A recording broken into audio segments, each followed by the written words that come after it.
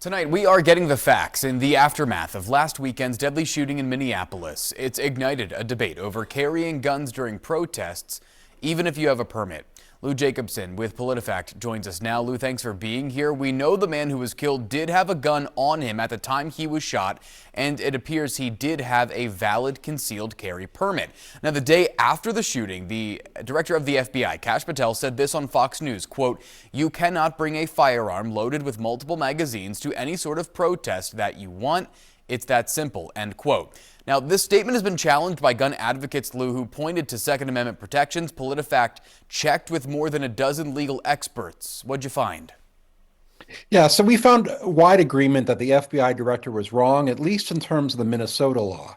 In total, 11 states and DC ban concealed weapons at demonstrations and protests, and 11 states and DC ban the open carry of weapons. But in terms of Minnesota and a majority of states, they are not states that have that type of ban. About more than half the states have even more generous gun carry laws than the state of Minnesota.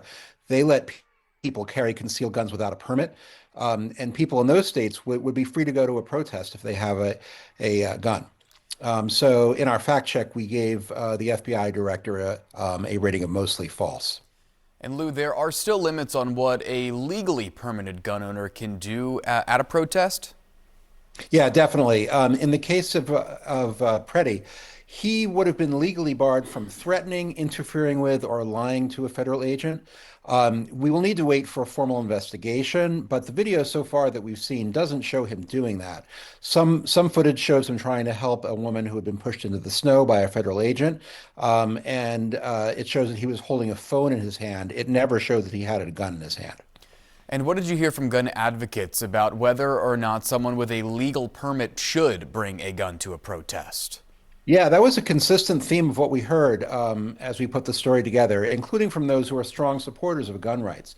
They told us that it doesn't really serve the interests of safety to have a gun in a protest, and it does complicate situations on the ground that are already pretty complicated to start with. Lou Jacobson with PolitiFact, thanks for your time. Thank you.